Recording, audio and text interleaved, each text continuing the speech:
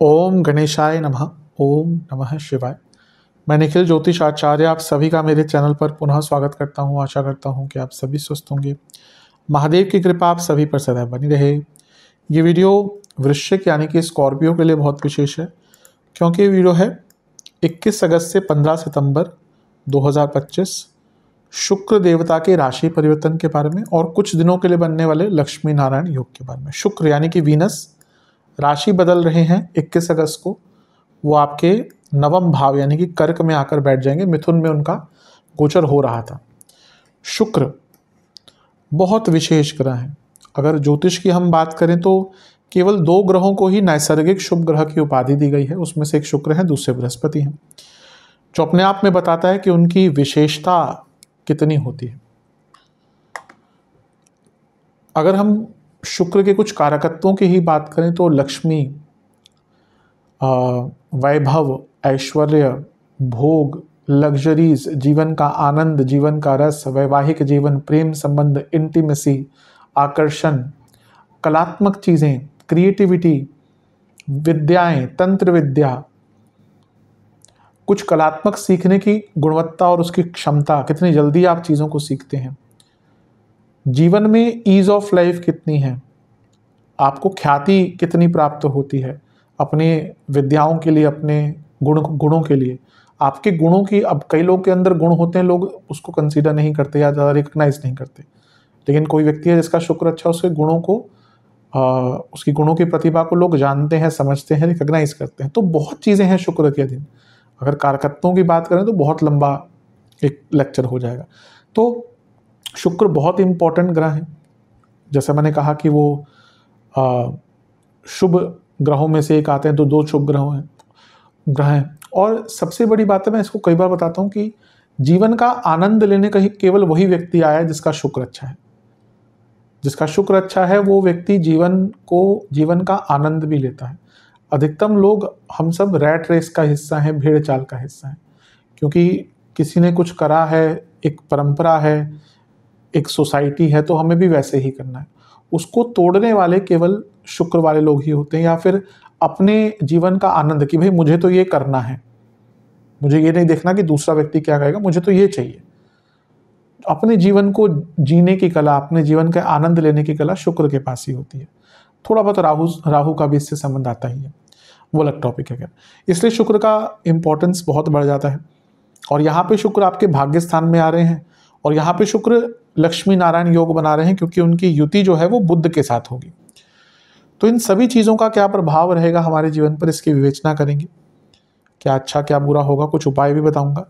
यदि आपकी लग्न राशि या चंद्र राशि वृश्चिक है, दोनों ही गाइडेंस के लिए राशिफल को देख सकते हैं। जहाँ से ज़्यादा सूट करता है, रिलेट करता है, वहाँ से इसको देखिए। व्यक्तिगत तौर पर मेरा मानना है लग्न से देखेंगे तो अच्छा, इनकेस नहीं पता तो चंद्र राशि से भी इसको देख सकते हैं। शुरू करते हैं। सबसे पहले शुक्र के नवम भाव में आने की बात करते हैं। अच्छा माना जाता है शुक्र का नवम भाव में आना, काफ़ी शुभ माना जाता है। धर्म की वृद्धि करवाते हैं, भाग्य की वृद्धि करते हैं। जातक ब्राह्मणों का सत्कार करता है, ऐसा शास्त्र कहते हैं। यानी कि घरों में, अपने घर में कोई धार्मिक अनुष्ठान कराने का मौका है। जब नवम भाव में कोई शुभ ग्रह गोचर करता है ना, अवश्य अपने घर में कोई ना कोई धार्मिक अनुष्ठान कराने चाहिए। उससे उस टाइम पे ग्रहों की ऊर्जा भी ना साथ में रहती है। वैसे तो हमेशा ही कराना चाहिए। मैं कई बार इस चीज़ को बताता हूँ कि आज की डेट में जो वास्तु के नाम पे हो रहा है ना, वो गलत है, क्योंकि वो वास्तु नहीं है। पहली बात तो जो वास्तु करा रहे हैं वो वास्तु नहीं है, जो भारतीय वास्तु है। क्योंकि वो जो गोल सा चक्कर बनाकर उसमें शुरू कर देते हैं, वो उनसे पूछिए कभी कौन सी वास्तुशास्त्र में ऐसी चीज़ें लिखी हुई हैं। मयामतम में लिखी है, विश्वकर्मा प्रकाश में लिखी है, किस में लिखा है ऐसा। खैर मैं ज़्यादा उधर जाऊँगा नहीं, लेकिन कहने का ये तात्पर्य है, वास्तु का तात्पर्य ये होता है कि आप घर की शुभता बढ़ाएं। हर चीज़ को वास्तु से ही रिलेट कर देना कि कॉर्नर घर है तो एक्सीडेंट हो जाएगा, ये लगा दिया तो कैंसर हो जाएगा, जो गलत चीज़ है। पहले लोगों के घर में वास्तु दोष होते ही नहीं थे, क्योंकि लोगों के घर में हवन होते थे। आजकल के वास्तु जो लोग करते हैं ना, वो तो क्या बोलते हैं, घर में पूजा स्थल ही नहीं होना चाहिए, निकाल दो घर से। इसलिए आज लोगों के घर में पूजाएं बंद हो गई, लोगों के घर में आरतियां बंद हो गई, लोगों के घर में हवन बंद हो गए। इसलिए लोगों के घर में इतनी नेगेटिविटी है। आवश्यकता ही नहीं। अगर आपके घर में हर महीने में, हर हफ्ते में हवन होते हैं ना, कोई आवश्यकता नहीं किसी चीज़ की। तो ये नवम भाव ऐसा स्थान है जहाँ पे जब शुक्र गोचर करते हैं अपने घर में कोई अनुष्ठान कराइएगा, किसी को बुलाइएगा, पंडित जी को, उनका सत्कार कीजिएगा, अवश्य उससे घर में शुभता बढ़ती है, भाग्य का साथ प्राप्त होता है। नवम में जब शुक्र आते हैं तो व्यक्ति को राजा की कृपा प्राप्त होती है। अब इसमें आज के टाइम में अगर बोले तो आपके जो ऊपर लोग काम करते हैं, मैनेजमेंट से कुछ लाभ मिल सकता है, सरकार से भी कुछ लाभ आपको प्राप्त हो सकता है, भाग्य का बहुत साथ मिलता है। ये जापादी कर्म, जैसे कुछ आपको जाप करने हैं, कुछ मंत्र साधनाएं करनी है, उसके लिए बहुत अच्छा टाइम होता है। धर्म को समझना है, धार्मिक शास्त्र पढ़ने हैं, उसके लिए बहुत अच्छा होता है। और इवन अगर आपको किसी धार्मिक स्थल पर भी जाना है, उसके लिए भी बहुत अच्छा होता है। तो नवम भाव के शुक्र बहुत अच्छा रिजल्ट देते हैं। भाग्य की उन्नति तो करते ही हैं, व्यक्ति की क्रिएटिविटी, व्यक्ति की बुद्धिमत्ता, पंचम से पंचम है तो थॉट प्रोसेस, स्टूडेंट्स, सबके लिए ही शुक्र का नवम में आना बहुत बहुत बहुत शुभ होता है। तो ओवरऑल यहाँ पे शुक्र का आना ही, जैसे मैंने कहा ना, बहुत अच्छा माना जाता है। नवम के शुक्र व्यक्ति को स्थिरता भी देते हैं। नवम के शुक्र व्यक्ति के कार्यों में विघ्नों को भी दूर करते हैं। मैंने ईज ऑफ लाइफ की बात करी थी, अगर शुक्र अच्छे हैं तो ईज ऑफ लाइफ रहता है। तो नवम में जब शुक्र है तो भाग्य साथ देगा और ईज ऑफ लाइफ यानी कि कार्य बनना शुरू होंगे। उच्च स्तरीय स्टडीज यानी कि हायर स्टडीज, उनके लिए बहुत अच्छा है। कुछ रिसर्च करनी है, उसके लिए बहुत अच्छा है। जैसे मैंने धर्म की बात करी, धार्मिक चीज़ों को पढ़ना है, धार्मिक शास्त्रों को पढ़ना है, ऐसे नहीं पढ़ सकता कोई व्यक्ति। ये भी दशा अंतरदशा के होता है। मैंने कई लोगों को देखा जो ज्योतिष को मानते तक नहीं थे, दशा अंतरदशा बदली, आज ज्योतिषी बन के बैठे हुए हैं। कई लोगों को मैं जानता हूँ। कई लोग हैं जो भगवान का नाम भी नहीं लेते थे, दशा अंतरदशा चेंज हुई, आज बैठकर 2-2 घंटे माला जाप करते हैं, पूरा पूजा पाठ करते हैं। तो ये भी ग्रहों के ही अधीन है कि कब आप धर्म के प्रति आएंगे, कब नहीं जाएंगे। कई ऐसे भी लोग हैं जो बहुत धार्मिक थे और वो अब पूरा का पूरा आस्तिक बने हुए, नास्तिक बने हुए, बिल्कुल ही उनका धर्म के प्रति कोई वही नहीं। ये सब ग्रहों का प्रभाव ही होता है। तो नवम भाव में जब शुक्र आते हैं तो व्यक्ति की धर्म के प्रति चेष्टा बढ़ती है, धार्मिक चीज़ों को करने का अवसर प्राप्त होता है। उनके स्वामित्व की चर्चा कर लेते हैं, फिर बुध पे आएंगे। सप्तम के स्वामी है, भाग्य स्थान में बैठे हैं। ये बिजनेस के लिए बहुत शुभ है। बिजनेस में गति भी आएगी क्योंकि अपने से तीसरे भाव में और भाग्य स्थान में है, यानी कि बिजनेस में भाग्य का बहुत साथ प्राप्त होगा। और आपके पति या पत्नी की इनकम भी बढ़ सकती है, ये भी एक अच्छी चीज़ है।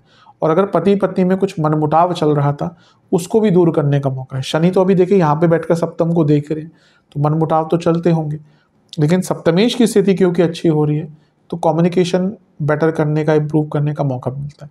सप्तमेश 10वें से 12वें में है, कार्य क्षेत्र में आपके थोड़े से रोल चेंज कर दिए जा सकते हैं। मैं पूरा ट्रांसफर्स तो नहीं कहूँगा, ट्रांसफ़र भी हो सकते हैं वैसे, क्योंकि बुध भी साथ में है, अभी उस पर आएंगे।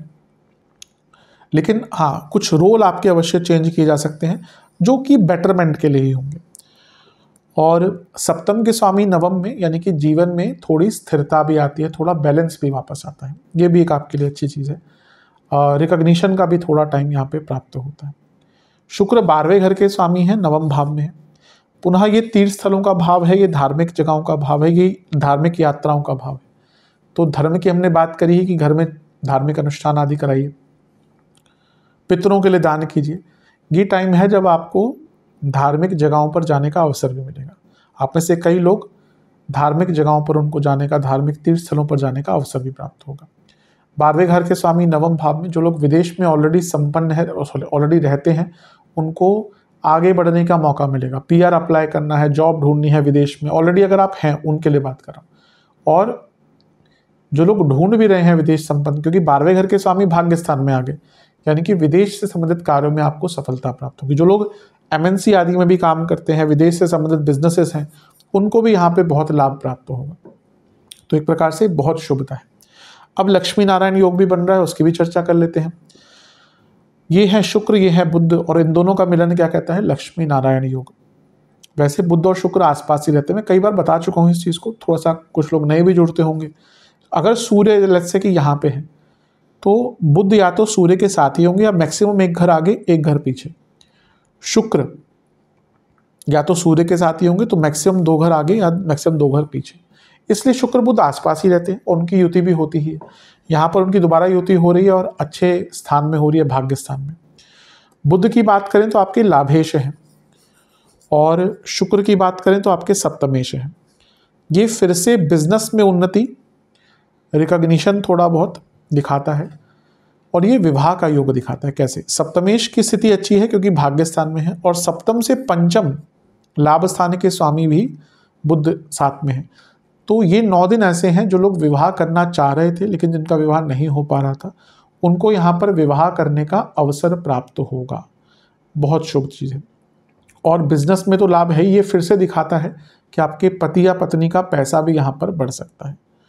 और क्योंकि बुध जो है वो सप्तम से धन के स्वामी है और बुध लग्न से लाभ के स्वामी है और सप्तमेश के साथ बैठे हैं, बिजनेस में तो अत्यंत लाभ मिलने वाला है। मतलब कि जो लोग बिजनेस करते हैं उनको तो यहाँ पे लाभ ही लाभ प्राप्त होगा। बुध जो है वो अष्टम के स्वामी है और शुक्र के साथ नवम में बैठे हैं जो पंचम से पंचम है।